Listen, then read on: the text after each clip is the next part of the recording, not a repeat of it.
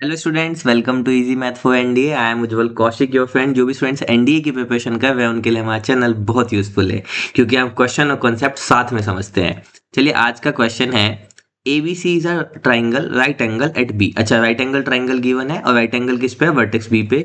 If A is this, B is this, C is this are the vertices of a triangle, then what is the value of k. तो देखो, बहुत simple सा है। पहले अपना बना लेते हैं। ये मान लेते हैं कोई राइट एंगल ट्राइंगल है हमारा, जिसमें ये ए है, क्योंकि राइट एंगल बी पे है तो बी यहाँ होगा, फिर सी यहाँ होगा। अब ए के कोऑर्डिनेट क्या गिवन है? के 1 - 1। बी के कोऑर्डिनेट गिवन है 2k 0 और 2। और सी के क्या कोऑर्डिनेट गिवन है? 2 + 2k और 1। अब यहाँ पे दो कॉन्सेप्ट हम यूज कर सकते हैं। मैं दोनों ही कॉन्सेप्ट आपको समझा देता हूँ, क्योंकि हमेशा मैं यही करता हूँ कि वीडियो से पहले आपको पूरा कॉन्सेप्ट बताता हूँ। तो देखो, एक तो सबसे सिंपल है कि हमें सारी ही इन्फॉर्मेशन गिवन है, तीनों वर्टिसेस गिवन है, तो हम यहाँ पे वही अपनी पाइथागोरस थ्योरम यूज कर लें कि ए सी का whole square this is equal to A B square plus B C square. उससे कोई दिक्कत नहीं है, पहली अप्रोच सबकी वही होगी कि हम उसी से इसको कर सकते हैं, इसलिए मैं उस अप्रोच को नहीं बता रहा हूँ। ए सी क्या होगा? डिस्टेंस बिटवीन 2 पॉइंट हम जानते हैं, under root of x2 - x1 का स्क्वायर प्लस y2 - y1 का स्क्वायर प्लस z2 - z1 का स्क्वायर। तो ये तो हमारी अप्रोच हुई। अब हम यहाँ पे इसको सेकंड अप्रोच से करेंगे।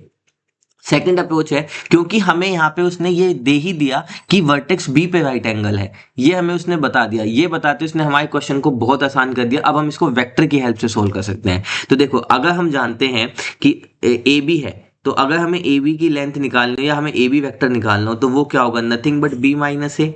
यही होता है हमारा। तो इसी तरह से हम ए बी निकाल सकते हैं और फिर हम बी सी निकाल सकते हैं। बी सी निकालेंगे तो वो क्या हो जाएगा? सी माइनस बी।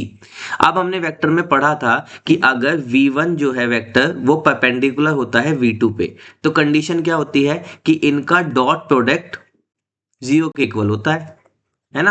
अगर दो वेक्टर परपेंडिकुलर होते हैं तो उनका डॉट प्रोडक्ट क्या होता है? 0 होता है। क्यों होता है? क्योंकि अगर हम a डॉट b करते हैं तो उसमें क्या होता है? Mod a mod b cos theta. तो थीटा क्या होता है? उन दोनों के बीच में मैं यहाँ पे लिख ही देता हूँ। तो देखो, v1 डॉट v2 0 क्यों होता है? जैसे अगर हम यहाँ पे जानना चाहें कि भाई अगर एक वेक्टर दूसरे के परपेंडिकुलर है तो उनका डॉट 0 ही क्यों होता है?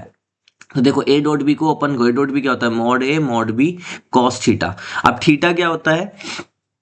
उनके बीच में बनने वाला एंगल। अब यहाँ पे हमें गिवन है कि ए परपेंडिकुलर बी पे, तो थीटा 90 होगा, तो ये कितना हो जाएगा? Mod A mod B cos 90।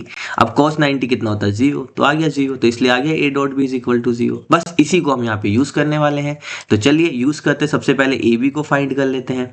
A B क्या होगा? बी माइनस ए। तो बी को लिख लो पहले 2k 0 2 माइनस के 1 माइनस, हमें पता है पहला जो एलिमेंट है वो पहले एलिमेंट से सब्ट्रैक्ट होगा, तो ये हो जाएगा के, और यहाँ पे हो जाएगा आपका माइनस का 1, और ये हो जाएगा आपका 3।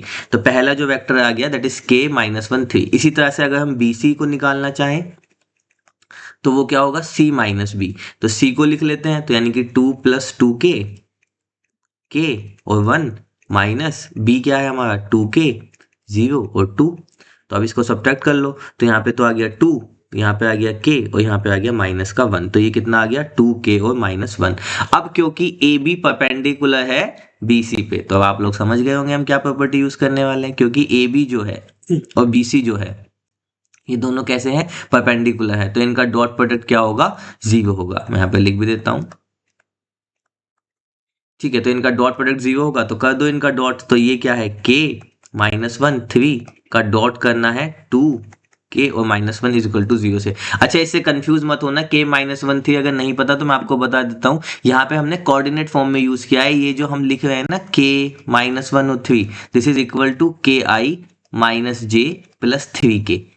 ठीक है, इसी तरह से आप जो ये हमारा 2 है 2k -1, this is equal to 2i + kj minus का k।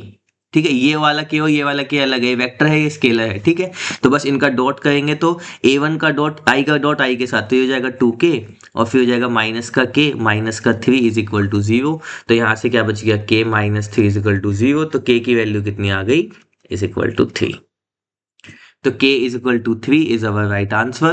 Option D is our right answer. I hope you are able to understand the video. If you still have any doubt, you can ask to me into the comment box. Thank you very much. Please subscribe to the channel. Be happy.